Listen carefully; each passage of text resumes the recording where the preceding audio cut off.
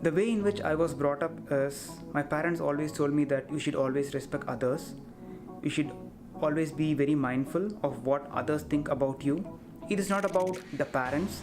That is what they taught me in my school, in my college, and most of the activities that everyone we do until now is more like what will others think of me if I do this? What will he think? So what am I supposed to do if he thinks like this way?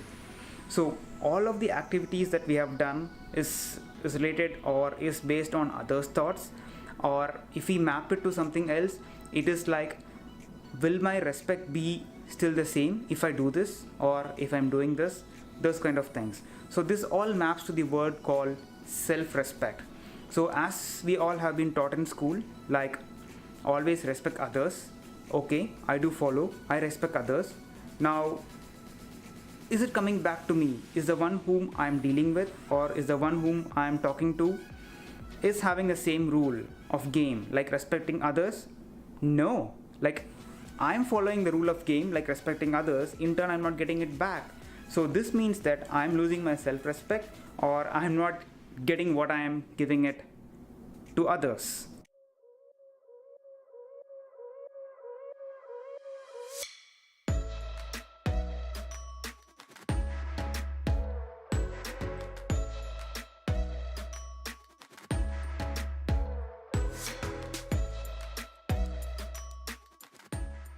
The topic of today's video is 3 steps to follow so that you can respect yourself. The first step or the first rule in the game of respecting yourself is not to compare you with anyone else. So what happens is the moment you start comparing yourself with others, your focus shifts outside. So as of now, when you think of yourself, the focus is on you. The moment you think or compare yourself with others, the focus goes outside, which means that you're not looking on you, you're looking on someone else.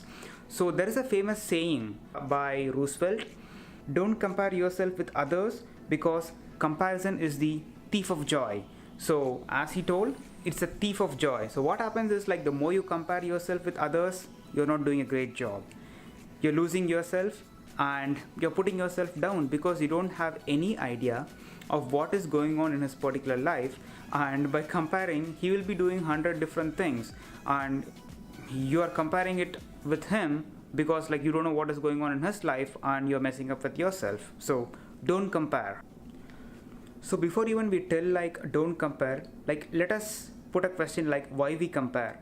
So the reason behind we compare ourselves with others is like when we are not motivated or when we have the question of self-doubtness or we are not clear on what we are doing. So in those situations, instead of comparing, surround yourself with good kind of quotes or just read a book which motivates you so that like you will be back on track instead of comparing it with others. The second important rule in respecting yourself is to have a good bunch of friends who always motivates you.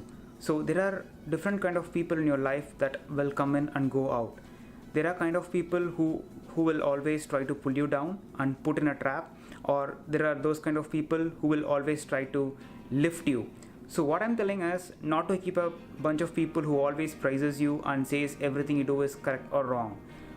What I'm saying is surround yourself with a good bunch of people who motivates you in your bad time so that like you can come up in your life. So this is what you need to do. Always have your friends list refreshed. Don't stick to the same bunch of people who are trying to pull you down. Instead, cut them off your life and have your friends list refreshed. There might be few people or 2 or 3 kind of friends who will be always coming up in that particular refreshed list. Those are the people that you have to stick with. Never let them down. And there are some kind of people who will be always out of the list for obvious reasons. Keep them out, don't let them in because they are negative energies. So always keep positive energies and flush out the negative energies. The people whom you are forced to deal with on daily basis is coming on the negative list and you cannot avoid them because of very important reasons that you have to deal with them. He might be your colleague or he might be your he might be your boss or he or she might be your loved ones, and if you think that you cannot cut them off your life, then you have to deal with them or you have to talk with them in a very limited way. So that is like a binary way, yes, no, or don't know. So these are the kind of answers that you should be giving to them in specific situations, so that like they still stick to your life, and you don't want to get burned out of these things. And the third tip in not letting you down in respecting yourself is always integrate yourself. So what I do is, this is my favorite tip, and I do it at most of the time, or at least twice or thrice in a week, to understand what went wrong. So let me put it this way: if there is a reason in which like you were let down, you were not respecting yourself, or you feel like you were not given the proper respect that you deserve, just sit still. Don't try to gain attention or something. Just listen to that, and once the situation is out, or you're out of the situation, try to integrate or try to talk to yourself to analyze what went wrong. So what particular things led you to that particular situation. This is more kind of a timestamp thing. So try to put things in the timestamp manner. Say like, what all things led you to that particular thing. It might be a variety of reasons. It could be like you were wrong, or you were doing something wrong, or you were not to the specific point, or you're not knowing the niche. So that particular output will be coming out once you do that particular integration, and then arrive at a situation so that like it is good for you and good for others also. After the self-assessing process or talking to yourself process, if you think that few people who are trying to tell you something and you are not listening to them, or even though if you think that whatever they are telling is correct but you are not in a mood to accept it, then it's a problem. You are in a serious problem, because the word ego is coming into you. Try to avoid it. So why did I suggest number 3 instead of number 5 or any other number? These are the 3 tips or techniques that I have used in many occurrences in my life and in my professional environment, which gains result. This is not a random number that I just came up with. These are the ones that I daily follow, and hence I'm putting it out.